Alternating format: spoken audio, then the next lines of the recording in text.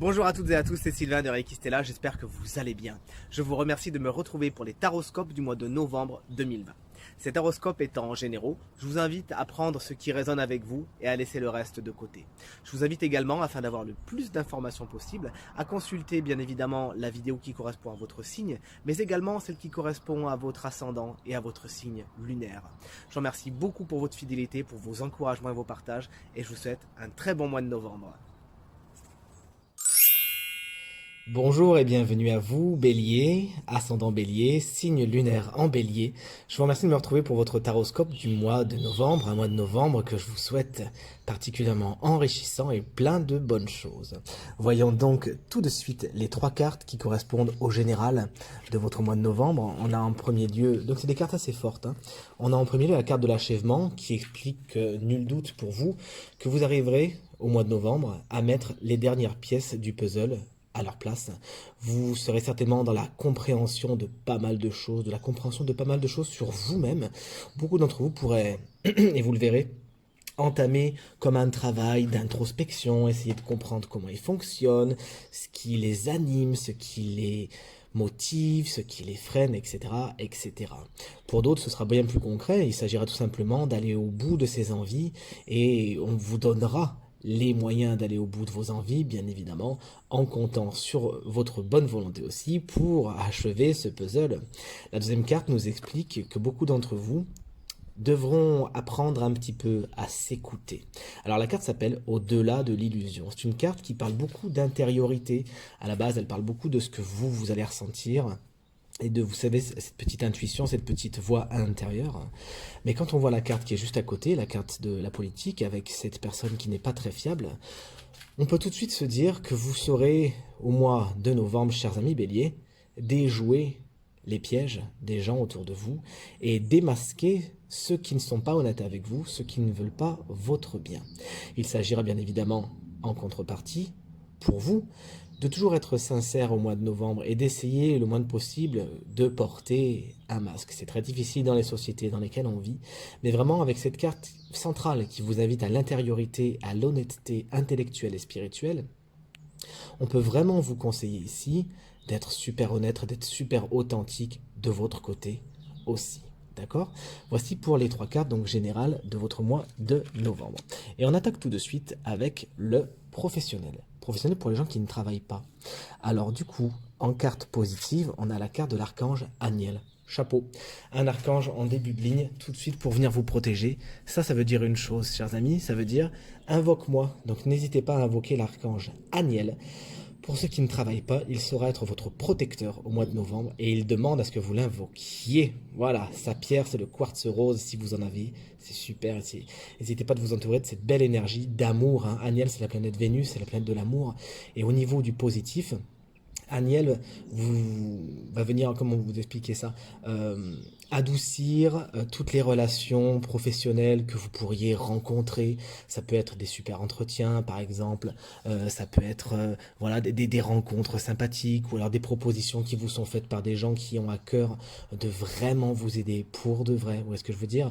Toutes les relations s'apaisent. Si par exemple vous ne travaillez pas depuis peu, par exemple que vous venez de quitter un emploi et que ça s'était pas très bien passé, hop, nul doute qu'avec Aniel, tout va s'adoucir, d'accord? Donc c'est vraiment quelque chose de très positif pour vous, félicitations. Au niveau du négatif, par contre, on a la carte de la chaîne qui explique que quelque chose, ou quelques personnes, pourquoi pas, pourraient peut-être un petit peu vous freiner, vous ralentir. Il y a des obligations au niveau professionnel pour vous qui ne travaillez pas. Et ces obligations, elles pourraient peut-être être, quand je vois la carte d'à côté, des choses à apprendre. C'est comme si par exemple vous vouliez postuler pour un travail mais malheureusement vous n'avez pas une compétence, il vous manque une compétence. Par exemple, bon là on peut facilement penser à une compétence informatique puisque ça ressemble à un petit circuit imprimé. Mais ça peut être d'autres compétences. Donc peut-être qu'il faudra que vous passiez par une période de stage, de petite formation ou apprendre quelque chose pour certains d'entre vous. D'accord? Peut-être que certains d'entre vous seront un peu frustrés de voir certaines personnes réussir à cheminer vers un chemin professionnel qui les intéresse et que vous soyez peut-être obligé de rester un petit peu en retrait. Mais c'est comme vous le voyez, provisoire, puisque le conseil de l'oracle, ce serait vraiment d'aller vers l'apprentissage de nouvelles choses. Ça, c'est des choses un petit peu modernes, un petit peu high-tech, vous savez. Donc n'hésitez pas à vous tourner vers ces choses-là, vous qui ne travaillez pas pour l'instant. C'est vraiment quelque chose qui vous est conseillé comme quelque chose de vraiment super intéressant. En carte de tarot, on a la carte du 9 de denier à l'envers. Alors je vais la remettre tout de suite à l'endroit, comme ça elles sont plus sympas, puis on voit plus ce que ça veut dire. Alors la 9 de denier, à la base, c'est une carte qui parle de grande opulence, hein, de vraiment de grand confort, de grand succès. Et bien comme vous vous en doutez, à l'envers c'est un petit peu le contraire. Mais aussi cette carte vous invite à ne pas vivre au-dessus de vos moyens, pour vous qui ne travaillez pas. Donc faites aussi un petit peu attention aux finances, hein, ça commence à déborder sur les lignes du dessous. Donc c'est pas la période la plus opulente, mais encore une fois, on a vu qu'il y avait besoin d'apprendre quelques petits trucs pour vous les béliers, pour mettre la machine en route à nouveau. Pour ceux qui travaillent à présent, donc en carte positive, on a la carte de l'aventurier. Alors nul doute que certains d'entre vous vont foncer, vont oser des choses. Pourquoi pas des nouveaux projets, pourquoi pas des nouvelles idées qu'ils essaieraient de mettre en place, etc., etc. Certains pourraient également sortir de leur zone de confort et faire des choses au niveau professionnel d'une façon très différente. Par exemple, si vous avez l'habitude, si vous êtes enseignant, par exemple, si vous avez l'habitude d'enseigner de telle façon, hop, pourquoi pas tester une façon complètement différente. Je ne sais pas si vous voyez ce que je veux dire. D'autres pourraient également prendre du recul par rapport à leurs pratiques, par rapport à leurs envies. D'autres pourraient peut-être également avoir à prendre du recul par rapport à des chemins qui se présentent à eux. Et c'est quelque chose de très positif, hein. Il y a un beau soleil qui se lève ici. De belles opportunités pour vous qui êtes en poste. En carte négative, ben on a une carte très positive, hein. C'est la carte de l'amour. En plus, elle est super centrale à tout votre jeu. C'est super chouette. La carte de l'amour, elle pourrait dire deux choses. Premièrement, que certains pourraient un petit peu s'ennuyer dans leur travail, ce qui expliquerait qu'ils envisagent d'autres possibilités, des choses qui les fassent un petit peu plus vibrer, qui les fassent un petit peu plus être en phase avec ce qu'ils aiment, d'accord? Certains ont besoin de faire des choses qu'ils aiment, qu'ils ont vraiment envie de faire, qui les font vibrer, et peut-être que voilà, bah, vous vous ennuyez. Ça peut être une des interprétations. L'autre interprétation serait peut-être dans le sens de votre vie sentimentale. Peut-être que certains travaillent beaucoup, notamment ceux qui veulent se lancer dans des choses nouvelles, et que vous auriez peut-être tendance à délaisser votre vie sentimentale. Faites attention à ça quand même, parce qu'en carte de conseil, regardez, alors il faut dire qu'elles sont pas très bien rangées mes cartes, je trouve un système pour bien les mettre. Vous avez la carte du foyer, d'accord, qui vous conseille de faire attention à cette flamme qui est chez vous justement et à veiller à l'entretenir. Donc essayez de faire en sorte, chers amis béliers, de ne pas délaisser votre vie sentimentale et de toujours, comme vous le conseille la carte ici, d'entretenir le feu, la flamme. Et ça peut aussi valoir aussi entretenir la flamme de vos envies, la flamme de vos désirs, la flamme de vos passions au niveau professionnel. D'accord? Cette flamme nous renseigne aussi sur, c'est la carte de la maison. La maison, donc pour certains, le conseil ce serait de passer au travail à la maison, ce qui est quand même quelque chose d'assez dans l'air du temps en carte de tarot. Et bien regardez, on a la carte du chariot à l'envers qui vous conseille de ne pas aller trop vite, de prendre votre mal en patience pour certains. Alors je sais pas si je vais pas être obligé de couper un petit peu la vidéo parce que j'entends un orage arriver et autant vous dire que dans le sud de la France quand il tombe ils sont assez violents. Bref, petite parenthèse, donc n'allez pas trop vite, surtout vous qui avez envie d'être des aventuriers. Si vous mettez le chariot en marche, autant vous dire que lui il fonce et il va jusqu'au succès. Mais puisqu'il est inversé, il vous dit attention à ne pas aller trop vite, à ménager sa monture avant de se lancer en route, mais surtout à bien planifier les choses et à surtout pas brûler cette flamme-là par les deux bouts et à faire en sorte qu'elle s'éteigne. D'accord? On passe maintenant au financier. Alors au niveau financier, on a 3 cartes que je vais sortir d'un coup, comme ça ce sera fait. Hop, hop, et la dernière, mademoiselle, s'il vous plaît. Voilà. On a au milieu de tout ça un engagement, un contrat. Ça peut être par exemple une demande de prêt, ça peut être une demande qui a rapport à quelque chose de financier, ça peut être un contrat qui vous lie, etc. Ce contrat il est dans les aspects négatifs, on vous dit de faire attention. Donc là il y a 2 personnages, vous voyez. Il y en a peut-être une qui sera avec vous, qui sera dans votre camp, et l'autre qui ne sera pas dans votre camp. À vous d'utiliser les cartes dont on a parlé au début de votre tirage, afin de voir qui est la personne avec qui il faut s'associer, d'accord? Moi, de mon ressenti, il y en a une qui est plutôt honnête et l'autre qui est un petit peu moins honnête. Alors, je dirais pas qu'elle est malhonnête, hein, mais disons qu'elle va vouloir servir ses intérêts. Dans l'aspect positif, de toute évidence, ce sera cette femme. Mais bon, avec ce genre de cas, je me méfie toujours.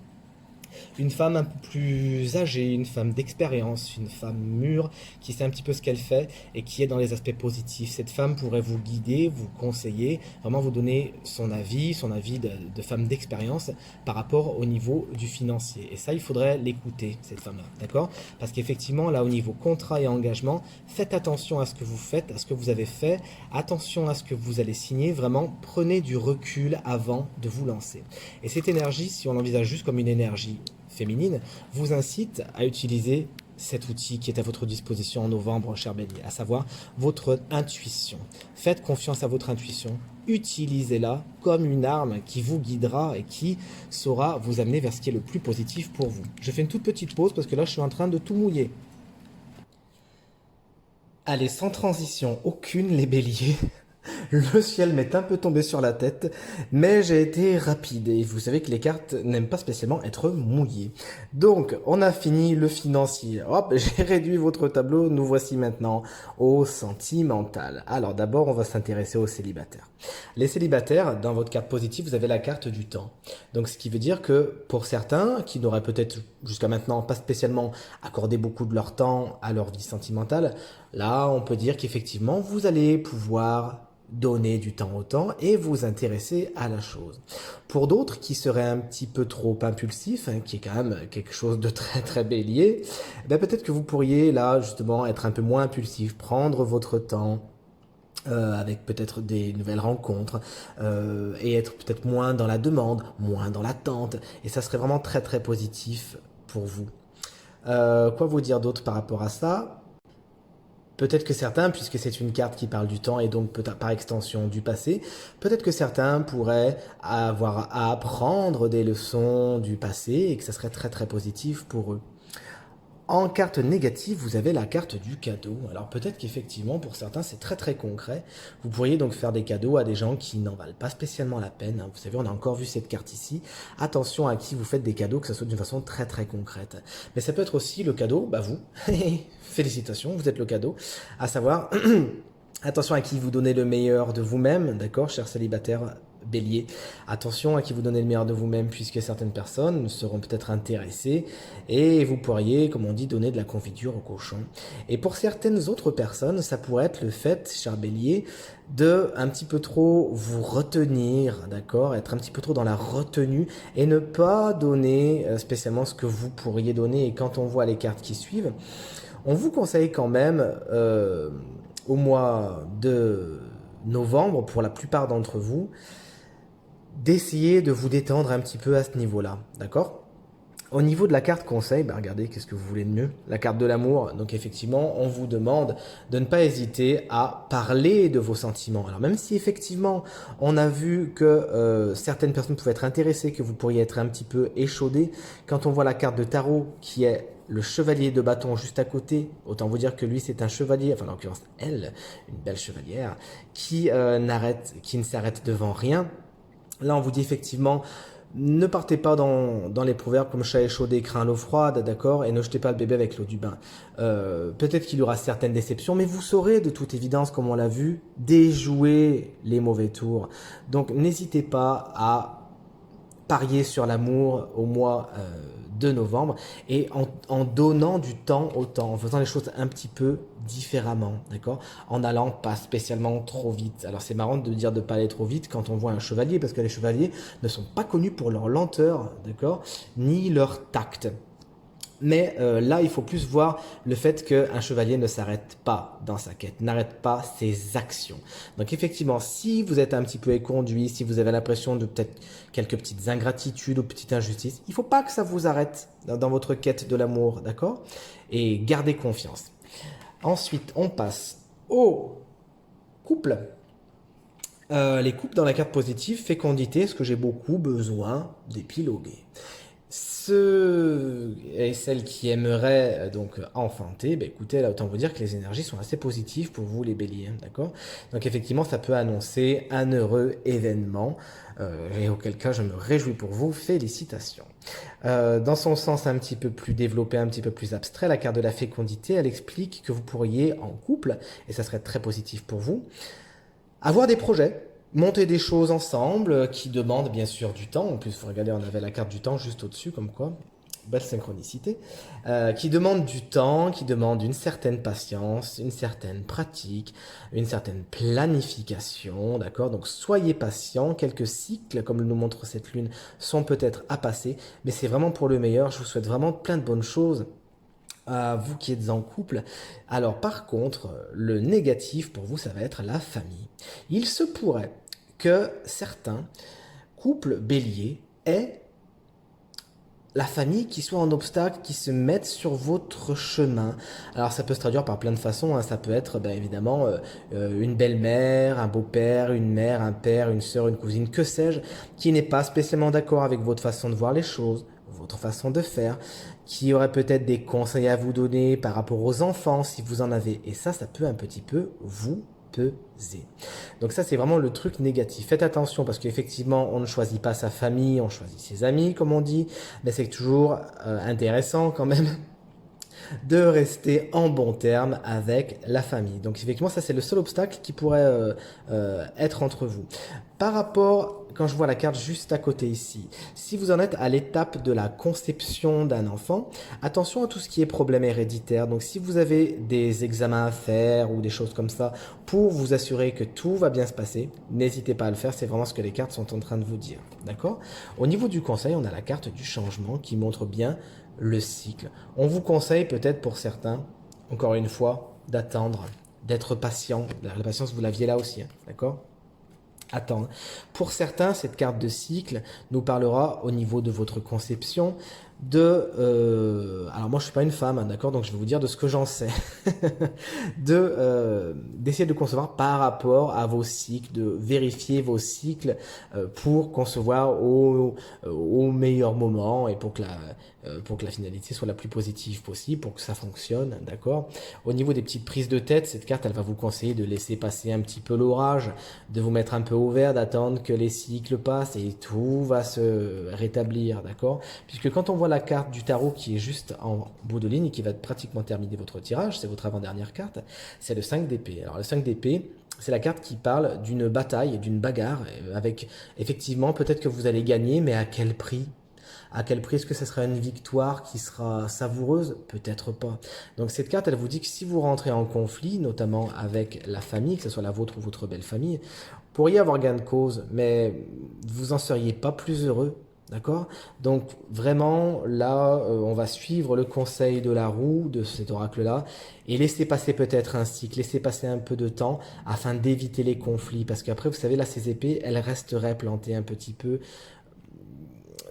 dans vous, comme ça. Donc ça serait vraiment pas positif. Si vous pouvez éviter les conflits, n'hésitez pas. Votre tirage se termine avec une carte donc de guidance d'un oracle que j'adore, qui s'appelle l'oracle des chakras. Et alors figurez-vous que vous avez tiré la carte du chakra racine, qui va vous demander au mois de novembre de revenir à la base. Alors pour les gens qui sont intéressés par la spiritualité, qui aimeraient un petit peu s'élever, faire des progrès là-dedans, cette carte elle vous dit que premièrement, il faut bien prendre en considération le fait que nous sommes des êtres spirituels venus s'incarner dans la matière. Et ce n'est pas du tout le contraire. D'accord? Que afin de vivre une spiritualité très épanouie, il s'agira de vraiment avoir les pieds fermement ancrés dans le sol. Et cette carte m'invite à vous dire qu'il serait bon pour vous, chers amis béliers, au mois de novembre, de faire attention à votre ancrage. Donc si jamais ça vous intéresse, moi j'ai mis une méditation guidée sur la chaîne YouTube, n'hésitez pas à aller la faire, elle est vraiment très sympa. Donc faites attention à votre ancrage, essayez de le travailler, de faire des choses qui vont faire en sorte que votre chakra racine, le chakra de base, soit alimenté correctement. Ça peut être la couleur rouge, tout simplement. La couleur rouge, c'est la couleur de ce chakra. N'hésitez pas pour le renforcer à porter du rouge, à visualiser du rouge, etc., etc. Cette carte, elle nous dit également de faire attention aux besoins primaires au niveau du mois de novembre pour vous, chers béliers. Signe de feu, regardez comme vous correspondez bien. J'adore quand c'est des belles synchronicités comme ça. J'aime beaucoup votre tirage, cher bélier. De faire attention à vos besoins primaires, de faire attention à votre corps, de faire attention à la façon dont vous le traitez, dont vous l'alimentez, dont vous l'entretenez. D'accord? Le chakra racine, ça va vraiment être toutes ces choses-là. La carte du chakra racine, je pourrais développer pendant 5 vidéos parce que quand on tombe sur une carte chakra, vraiment, ça invite à tellement d'explication que là. Je préfère vous faire quelque chose de succinct, de bref, mais qui va à l'essentiel. Bien évidemment, si vous êtes intéressé par plus d'informations, n'hésitez pas à me poser des questions, notamment dans les commentaires. Voilà, ce tirage est maintenant terminé. Je vous remercie infiniment de l'avoir regardé et je vous dis à très bientôt.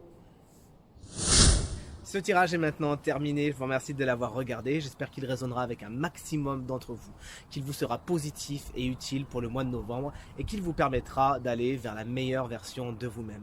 Encore merci infiniment pour vos commentaires, vos partages et vos encouragements, je vous embrasse très fort et je vous dis à très bientôt. Salut!